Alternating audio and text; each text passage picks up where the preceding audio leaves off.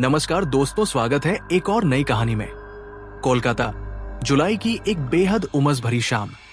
दिन भर की झुलसाती गर्मी के बाद जैसे ही बादल गरजने लगे, पूरे शहर में एक अलग ही सुकून सा फैल गया।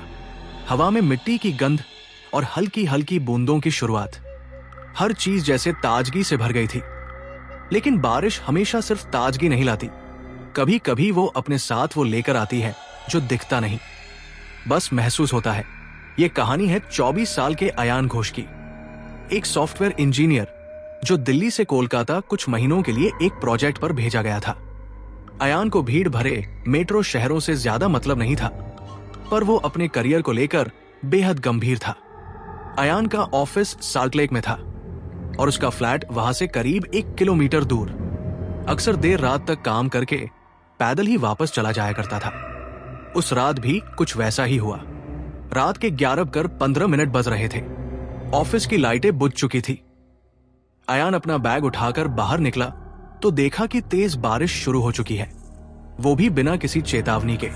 पूरा इलाका जैसे पानी में बह रहा हो। न कोई रिक्शा, न कोई कैब और ना ही कोई इंसान। अयान बिल्डिंग के एक किनारे खड़ा हो गया, एक टूटे शेड के नीचे भीगने से बचते हुए। तभी अचानक उसके सिर पर बूंदें गिरनी बंद हो गई। वो चौंका, ऊपर देखा, एक काले रंग का छाता उसके सिर पर था और वो छाता पकड़े एक बूढ़ा आदमी चुपचाप उसके पास खड़ा था। अयान मुस्कुराया और कहा, थैंक यू अंकल, बहुत जरूरत थी। लेकिन उस आदमी ने कोई जवाब नहीं दिया, बस चुपचाप खड़ा रहा। अयान को थोड़ा अजीब लगा, पर फिर सोचा शायद बुजुर्ग है, सुन नहीं पा रहे। फिर बोला, आपका बहुत एहसान है, ऐसे मौसम में कोई मदद नहीं करता आजकल। इस बार आदमी ने अपनी आंखें घुमाई और कहा, मैं तो सिर्फ वो करता हूं जो कभी मेरे साथ नहीं हुआ था। मैं तो बस एक रास्ता दिखाता हूं। अयान मुस्कुराया तो सही, पर अंदर कुछ हलचल सी होने लगी। उसने सिर झटक कर वहां से चलना शुरू किया। बारिश अब और जोर से हो रही थी। जैसे जैसे अयान सड़क पर चला, उसके जूतों की छप-छप की आवाज गूंज रही थी। पर कुछ देर बाद उसे लगा कि ये आवाज डबल हो गई है, जैसे कोई उसके साथ साथ कदम मिलाकर चल रहा हो। उसने झट से मुड़कर देखा, कोई नहीं। उसके दिल की धड़कन तेज होने लगी। ओके, शांत हो जा अयान, इमेजिनेशन है बस, उसने खुद से कहा। वो तेज कदमों से चलता रहा और अपने अपार्टमेंट तक पहुंच गया। उसका रूममेट सौरभ उन दिनों छुट्टी पर अपने गांव गया हुआ था, तो पूरा फ्लैट खाली था। अयान ने दरवाजा खोला, कपड़े बदले और सीधे बिस्तर पर गिर गया। लेकिन नींद नहीं आई। बारिश की आवाज, खिड़कियों की थरथराहट और अचानक आने वाली बिजली की कड़क, सब कुछ किसी हॉरर फिल्म जैसा लगने लगा था। अचानक खिड़की का पल्ला जोर से टकराया। अयान उठा और देखा कि खिड़की आधी खुली थी, जिससे तेज पानी अंदर आ रहा था। वो भागकर खिड़की बंद करने गया। जैसे ही खिड़की को बंद किया, कांच पर एक हाथ नजर आया। 6th फ्लोर की खिड़की पर हाथ। अयान की रूह कांप गई। वो पीछे हटा और फर्श पर गिर गया। अगले ही पल बिजली चली गई। पूरा फ्लैट अंधेरे में डूब गया। अयान ने फोन उठाया, लेकिन स्क्रीन ब्लैक थी। चार्जिंग पर लगा था, फिर भी बैटरी 0%। अब तो हालात और बिगड़ गए। फिर किचन से कांच टूटने की आवाज आई। वो डरते डरते वहां गया। देखा, जमीन पर एक कांच की बोतल टूटी हुई थी और पास ही एक काली बिल्ली बैठी थी। ओह, जान बची, अयान ने खुद को समझाया। लेकिन असली डर तो अब शुरू होना था। जैसे ही अयान अपने कमरे की ओर बढ़ा, उसके कमरे के एक कोने में वही बूढ़ा आदमी खड़ा था, छाता लिए, भीगा हुआ और पूरे शरीर से पानी टपकता हुआ। अयान के मुंह से एक शब्द नहीं निकला। आदमी ने कहा, मैं तो बस मदद करना चाहता था, लेकिन मुझे तो डुबा दिया गया। मेरी भी कहानी थी। अयान पत्थर बन चुका था और तभी बिजली चमकी। अचानक बूढ़े आदमी का चेहरा एकदम नीला, सूजा हुआ और उसकी आंखें जैसे मरने से पहले का डर समेटे हुए। कमरे में अचानक पानी भरने लगा, चारों तरफ पानी ही पानी। अयान चीख नहीं सका, बस डूबता चला गया। अयान की आंखें खुली तो उसने खुद को फर्श पर पड़ा पाया। मुंह से पानी बह रहा था, जैसे किसी ने उसे डुबोकर फिर बाहर फेंक दिया हो। उसका रूममेट सौरभ सामने खड़ा था, बुरी तरह घबराया हुआ। भाई, क्या हुआ? तू बेहोश कैसे हो गया? और ये सब पानी कहां से आया? सौरभ ने घबराकर पूछा।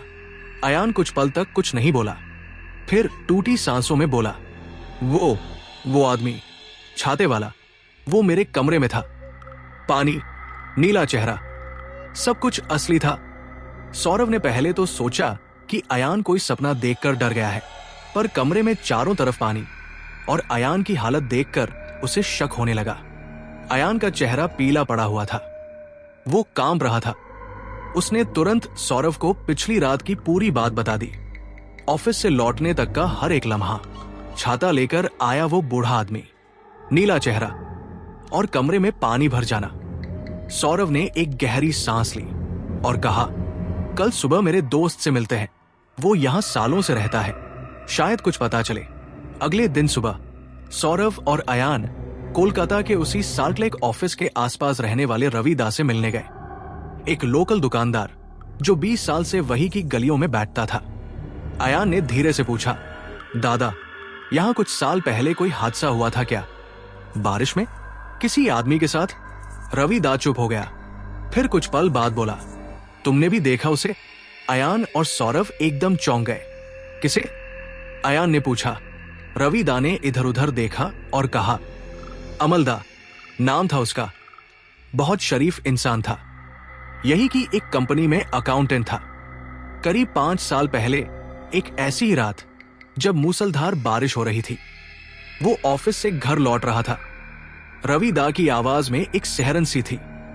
ऑफिस के सामने खड़ा था, तभी एक महिला आई और बोली, भैया छतरी है, मैं भीग जाऊंगी।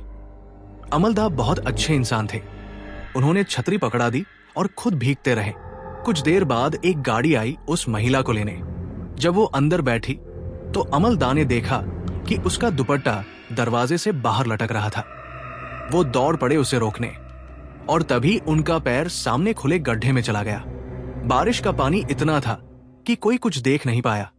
अमलदा उस गड्ढे में गिर गए और डूबते गए, चिल्लाते रहे, पर कोई सुन नहीं पाया।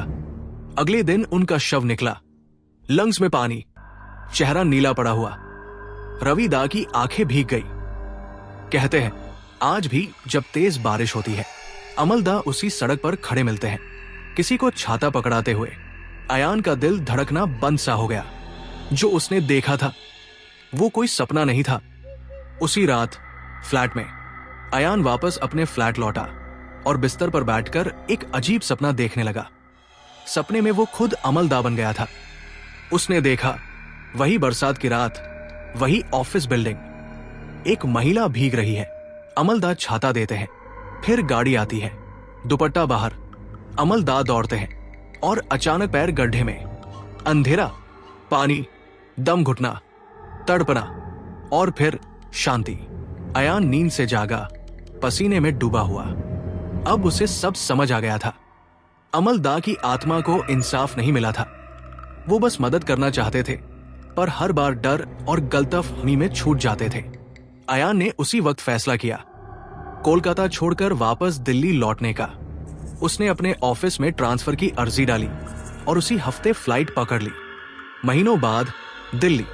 अब अयान दिल्ली में है, लेकिन आज भी जब बारिश की तेज बूंदें गिरती है, खिड़की की कांचें थरथराती है या बिजली चमकती है, अयान कांप उठता है। वो जानता है भूत हर वक्त डराने नहीं आते, कुछ तो सिर्फ सुनने वाले की तलाश में आते हैं, कभी छाता लेकर तो कभी गुमनाम होकर, बारिश की बूंदों के साथ।